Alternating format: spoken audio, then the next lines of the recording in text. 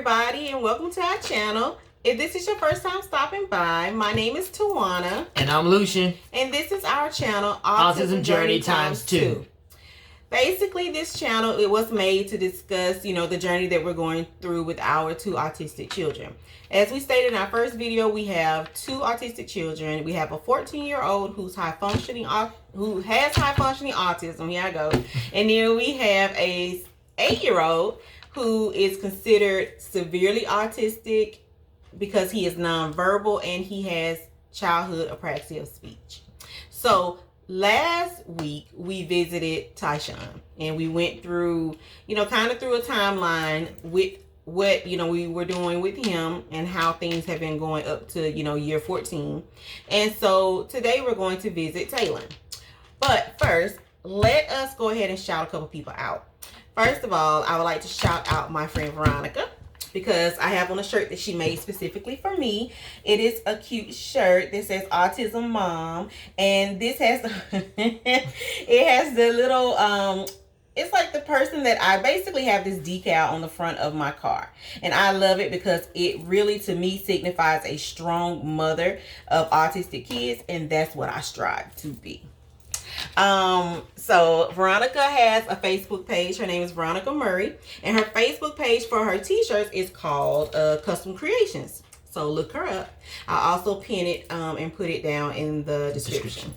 Also, let us please shout out our friend Amber. Now, Amber is a very creative friend of ours. She has her own business where she makes homemade jewelry, and her business name is called Chameleon Ave.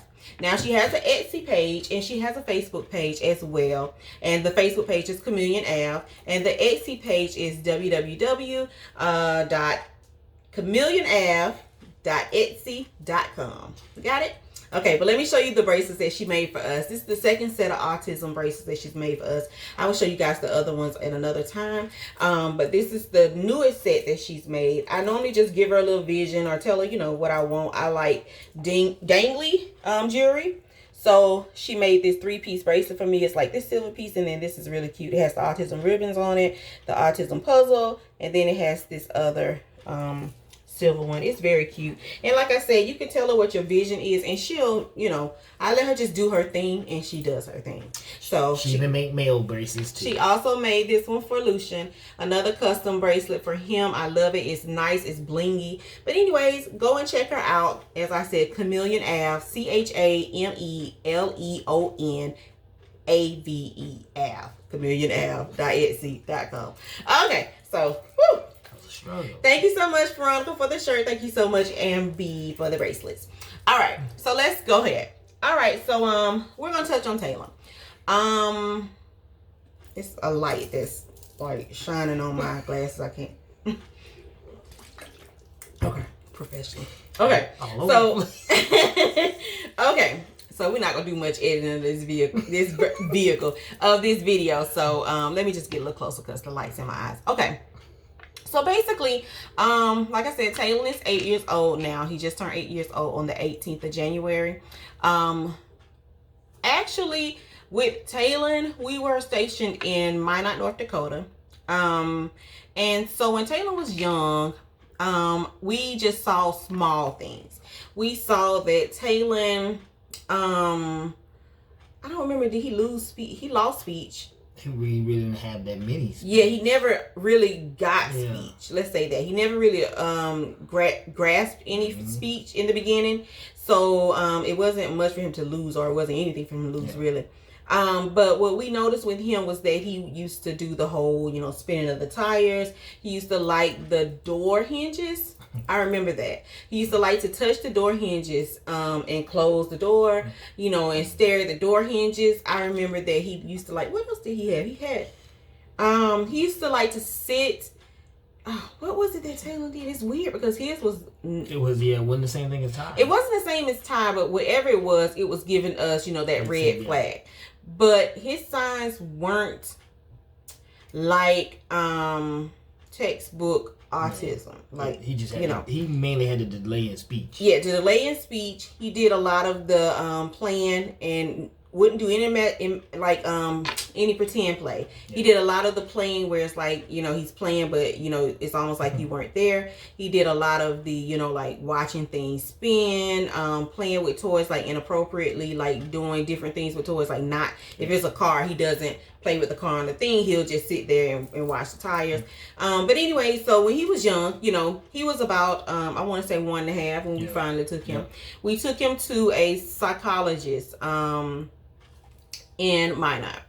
Now, what she did was, instead of just saying that he was autistic, she said that he was, what is it called? Basically, she did kind of like the same thing, almost like with Ty, but not the PDD. Nah, she just said that he was suspected to be autistic. I'm doing that because there's a box back there. But anyways, okay, I'm cleaning, I'm organizing. Anyway, stay on task. Yes. All right. So, yeah, so she gave us that diagnosis. So basically that we could get resources, you know, for him. So, what we did was we started doing early intervention. We had an occupational therapist come out, which happened to be Tyshawn's occupational therapist, Kelly. Shout out to Prairie Therapy in Minot, North Dakota, which I said is the best. Kelly and Kayla. Yes. So Kelly came to the house, and Kelly would do therapy with Taylen, which was great because Taylen was, you know, he knew Kelly because we used to go there for Tyshawn's his therapies. So he came out and he did that, and he also was seeing a speech therapist. So let's see, a little bit after that, she told us to wait until he was about 2 before she would actually diagnose him. So of course, when he was about 2, we took him back and she diagnosed him, right? So the first diagnosis was autism level 2, I want to say. So that's when they was doing the levels. He was considered a level 2. Okay. So he wasn't severe at that point, and he wasn't high functioning either. So after that, we got him into speech therapy with Chelsea over at I can't remember. I want to no, Mirror Health is here. That's here. Yeah. But he was seeing Chelsea, and she was the best speech therapist for Taylen. When he started seeing Chelsea, he started to say words. He developed some words. He had a few words. He had like go. He had car. Yeah. He had ball. He had what was another one? Bye, of course. Bye, yeah. And he had, I want to say he had probably like 5 or 6 words. Yeah.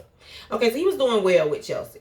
Okay, so he saw Chelsea until we got ready to leave. He saw Chelsea, and then he saw Kayla for occupational therapy. Kayla or Kelly, whichever one, you know, was available. But he worked with both of them. So he saw both of them. And I mean, we saw some improvement with Taylen. We did. Now, fast forward to, let's see, 2000 and 15 and 16. 10, no. 15. When we left. When did we leave? 2015. Okay, so fast forward to 2015. Okay, so Lucian gets orders. He goes to Italy. So we were staying back because we were trying to get Taylen approved. They wouldn't let us go. They would approve me, and they approved Tyshawn, but they wouldn't approve Taylen because they were saying that because of his age and his diagnosis, there was no telling if he was going to need like other services. Excuse me. So they didn't want to send him all the way there, and then he needs something that they don't have, you know, and they have to send him back. So we ended up going to Georgia. Me and the kids, we went and stayed across the street from my sister. We stayed in Hiram, and we stayed there for 2 years. Now, while we were there, Taylen was going to school in a special needs pre-K. He started special needs pre-K a little while after we got there. He had the best teachers. Amazing. They love Taylen to death, and those teachers were Mrs. Ross. Oh my gosh, y'all, my memory is so bad. And Miss Everly. Mrs. Everly. Miss Everly. I'm so sorry, y'all. Oh my gosh. I'm horrible. Like, horrible. Anyways, so they were like the best teachers, right? Okay, so he had them for 2 years. So he was there 2 years. He had them for 2 years. Okay, during that time, Taylen was also going to speech therapy. I can't remember the place, but they had like horse therapy. So they had that kind of therapy as well. So he was going there, speech therapy. For some reason, it wasn't going too great. Taylen wasn't picking up words. Matter of fact, he was losing them. At that point, he dropped them. Like, he dropped all his words. So we were there. We were at in Georgia. He was doing well in school. He just wasn't doing well in therapy. So let's just see. Fast forward to when we came here. Okay. So we left Georgia. 2010. We left Georgia. 2017. We left Georgia. We came here. When we came here, we put him into therapy at the hospital here, Merit Health in Biloxi. So we put him into therapy there. He was seeing a lady named Amy. He was seeing Amy. He was doing well with Amy. However, he still wasn't picking up any speech. So we stopped seeing Amy for a little while, and then he was going to go see someone else. However, we never got to do that because COVID came. But the thing is, when he was seeing Amy was very sure that he was showing signs of apraxia of speech, which until Amy brought it up, I didn't even know what that was. Like, I had never heard of it. No one had ever brought it to my attention or our attention. Like, we didn't know what it was. So she was like, I'm very sure this is what it is, you know, blase, blase. Oh, rewind back. Okay, when Lucian went to Italy, we were trying to get approved to come over. So we ended up going to Florida. Yeah, we drove all the way to Florida. Me, my sister, and the kids, we drove to Florida. And we had him seen by a developmental pediatrician. Now, that developmental pediatrician did an evaluation on Taylen, and they were just trying to see where he was. Now, basically, that was the time that they diagnosed him with severe autism. They said it was severe due to the fact that he was nonverbal. Okay, so that put him at level, what did I say? How'd it go? Backwards? Level 1? Yeah, level 1 is... Whichever one. Level 1, whichever one is severe, he was there.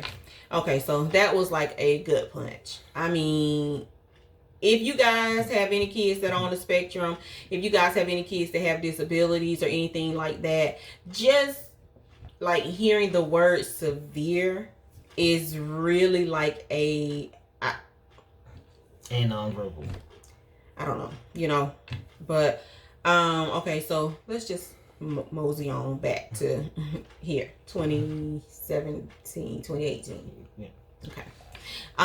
So basically she told us about the whole childhood apraxia of speech, and I started researching. I'm like, man, you know, textbook, you know, like, yep, that's what it is. That's, oh, he does this. Oh, he does this. Oh, that sounds like, oh, you know, it was just crazy because like everything he was checking off on. So, basically, you know, we got quarantined, you know, we started buying books. I have books that I need to read. I just haven't had the time to read it, the whole thing through, but we've been trying to research this thing, trying to figure out what childhood apraxia of speech is. And you know, like, we've come across a specialist, because we, in the book, it states that if your child has childhood apraxia of speech, you know, regular speech therapists don't do it. Like, do not do it. And the thing with childhood apraxia of speech, I'm not sure if anybody that's watching is aware of it, but it's basically a point where the signal between your brain and your mouth gets like interrupted, twisted up, or whatever the case may be. So you know what you want to say, but when you try to say it, it comes out wrong. Now, for Taylen, he doesn't say any words. Like, the only word that he would say is bye-bye. And he used to say it like bye-bye, you know, and then recently, you know, he would say it with more intention. So if we're going somewhere, he'll be like bye-bye, you know. That's a little different. And he says yeah. And he picked up the word yeah. So we're pretty excited about that one. Like, we're always like, what, Taylen, like, what are you doing? Are you playing this? And he's like, and we're like, yeah. And he's like, yeah. And it's so amazing because it's another word, you know, like anything. Like, he could cuss, I wouldn't even care. It's a word. You get what I'm saying? So, we get that from you. So, he picked up, you know, a new word, which is amazing. Now, I don't know if this has anything to do with it, but Taylen, when he was here, he developed GERD, which is like a gastrointestinal issue. So he ended up having to get a endoscopy done. Then they ended up giving him some stuff to like calm it down. He had a lot of ulcers, like stomach ulcers, things like that. It was really, really bad. But since then, recently we started giving him probiotic, prebiotic, like a probiotic, prebiotic mix. And I can show you guys that on another video, the one that I have. And then recently, we also started giving him a dose of omega-3. So I found an omega-3. I have to show you guys that another time too. But I found an omega-3 dropper because he doesn't really like the gummies. And I've got those from Amazon, but I'll show you guys that. But I'm wondering, I don't know if that's aiding in it or what. But anyways, to explain Taylen's like behavior is that Taylen is very smart, highly intelligent. Unlike Tyshawn at his age or younger, when he was diagnosed, Taylen's comprehension is up here. Tyshawn's comprehension was a little, down. So that's we had to work on his comprehension, his speech. So now they're, closer together, and he's, he still struggles with the comprehension part a little bit, just a tad. But, for the most part, he's caught up with his peers. Taylen, however, is his comprehension is high, which makes it a little bit more difficult due to the fact that he is nonverbal and has apraxia, because it's almost like, I know what I'm trying to say, I know what I'm saying, but that doesn't sound right. So his frustration is always up here, right? So now you have this child who's basically trying to tell you, I want this, or I want to go this place, or can I have this? And it's like you don't understand what he's saying, because everything is coming out, like just babble, like gibberish. But it's almost like he's looking at you like, you know what I'm saying? So that's a struggle. That's a huge struggle. It's really heartbreaking sometimes, because sometimes he has issues where he'll try to tell you something and it's like you don't understand, and it's like he gets frustrated and his cry is like heartbreaking. Like he will cry, like it's like you could tell he's crying because he's seriously hurt. It's almost like, okay. So the apraxia thing, I'm really trying to get under control, or we're trying to get under control. Like for instance, we found another speech therapist who specializes in apraxia. She's an older lady. Her name is Judy. She's one of the specialists here. There's two. There's Amy, and then there's Judy here. Only two here, which is why we're trying to move, hopefully, to some place that has more resources. Because my thing is like, I don't want to depend on just two people, because when it comes down to a child like Taylen, you have to find his fit. Like if it's a person that he doesn't mesh with, then it's like, it ain't gonna work. Yeah. So we're going to see Judy soon, and I'm hoping that she'll be able to open the door to more understanding for us, because that's been my biggest thing. Like it's been, for me, I feel like, speaking for myself, it's the hardest thing has been just not understanding. Like, with autism, it was like, okay, when they say he was autistic, boom, we got that down. We know this, we know that, we researched autism, like we know autism. But then you throw that apraxia in there with that autism, totally different ball game. It's crazy. And they describe it as a stroke victim, somebody who's had a stroke that knows what they want to say. Like say it's an adult, they have a stroke, but when it comes out, it's just gibberish. And I know what that's like. I had a grandmother who had a stroke, and I know that she used to get super frustrated when she was trying to say something, because it wouldn't come out like what she wanted to say. It would either be like backwards, or it'll be like just like gibberish, or so yeah, that's the struggle with Taylen. So we're learning how to understand him more. He did have a speech device at one point. If I'm just going all around circles, I don't know whether I'm just but he did have a speech device at one point. It's called Dynavox. He liked it, but he didn't like it. It was big and heavy. It was huge. He was 3 years old when they gave him that. And it was heavy. I want to say it at least weighed about 5 pounds. So he didn't like to tote it around. He didn't like to tote it around.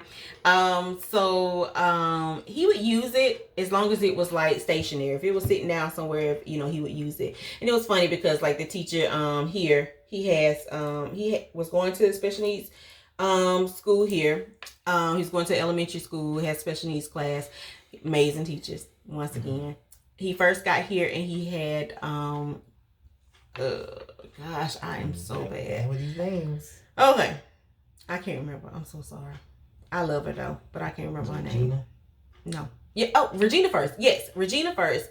Can't forget Regina. Regina. We love Regina. We still talk to her to this day, of course. The school is right across the street from my house, so we see them all the time. But he went to another school. He had St. Martin North, and he had I can see your face. I see her face too. Glasses. Nice we love you. I can't think of your name, but he had her. Then he came over to St. Martin East, back over here to St. Martin East, where he had Regina, and now, well, he's not in school right now because I took him out due to COVID. But his teachers were Miss Carey, and we had Miss Keeley, and they love Taylen, of course. Our kids are so blessed to have great teachers that love them, because I'm telling you, parents, that makes a difference. Yes. When the teachers love your kids, I feel like they really do aim to give them the best that they can. They aim to help them just like you. Like they treat them like they're, their moms. Let's see what else about Taylen. So right now, basically, we're waiting. We're gonna see what Miss Judy has in mind. She did bring up the Kaufman technique, which is basically there's a specialist by the name of Nancy Kaufman. I think she owns a speech department or something. She owns this place in Chicago, I believe. I think she do them seminars. Yeah, and she's like a specialist on apraxia.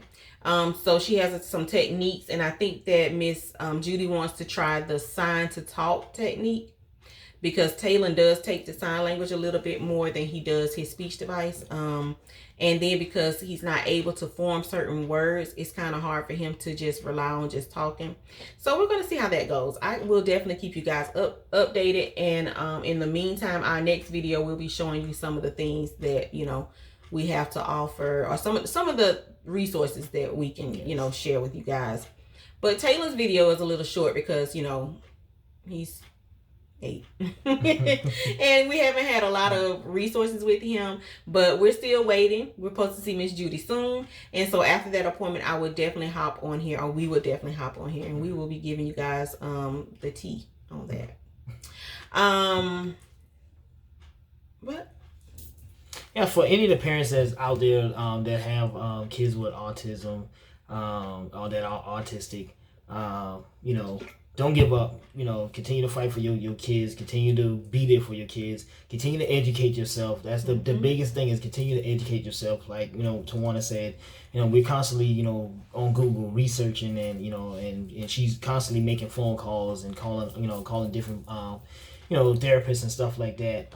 With us, we kind of luck up a little bit with us being military. So the military kind of sends us where we have resources for our kids. But for those that are not fortunate like that, don't give up. Don't quit. Continue to do your research. Continue to be an advocate for your kids. You have to be an advocate for your kids. We are definitely advocate for our kids. At the end of the day, you're the one you're their mouthpiece. You're their sounding board, and you're gonna be the ones that's gonna be guiding them in their voice, to make sure that they get the services that they need. Like we said, early intervention has done us so well with both of our kids. Granted, with the Apraxia, we kind of found it out a little bit later, but still, if we had never started with the early intervention, and had we not had already dealt with that with our oldest child, we'd have been starting at ground zero. But we already had already went down that road already. So.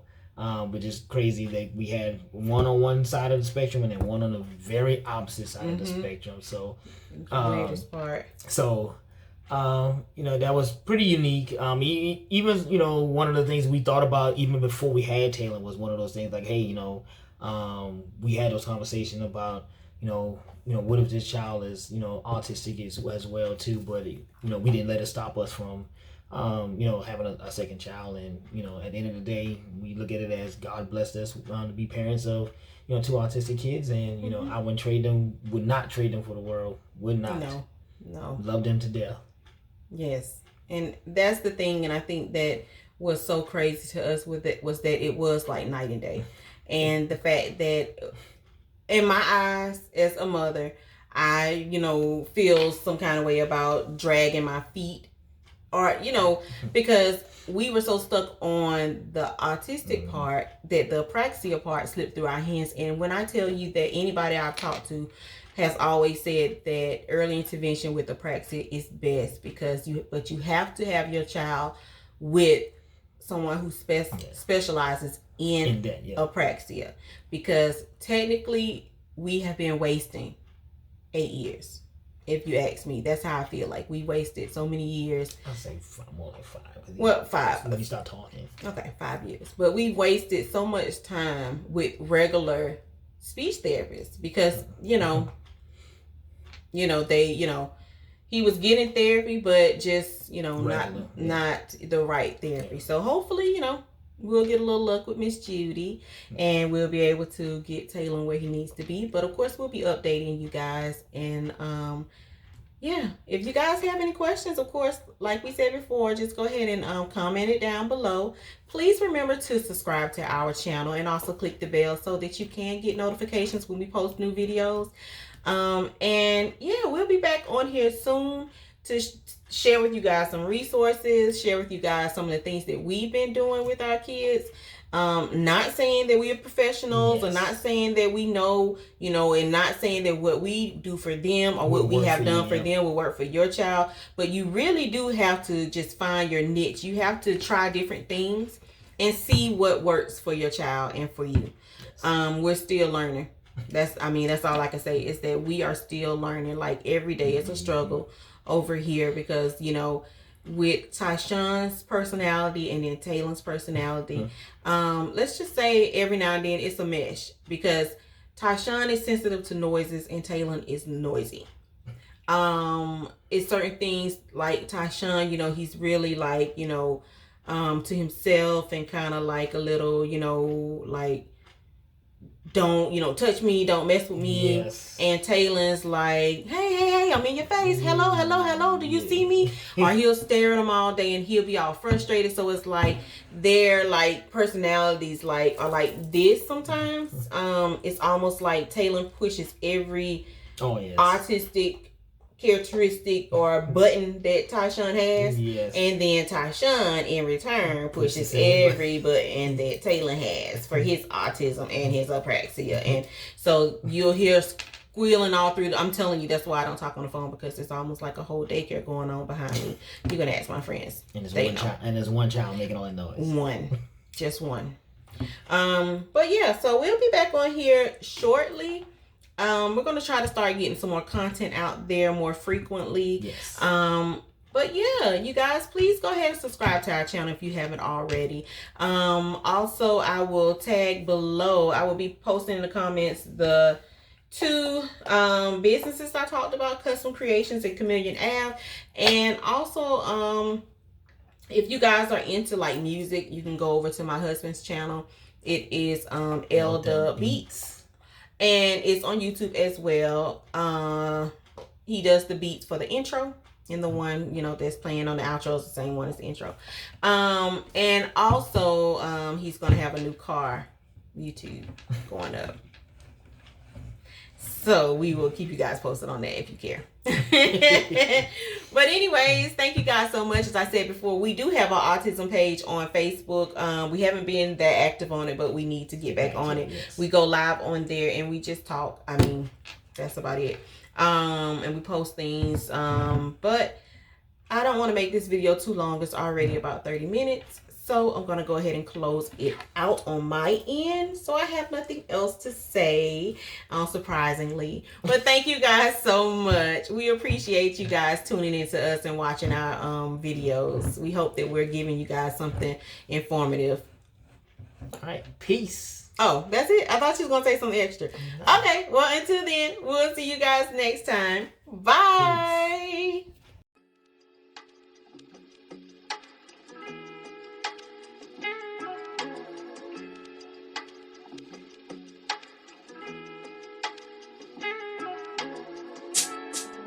L double got that fire.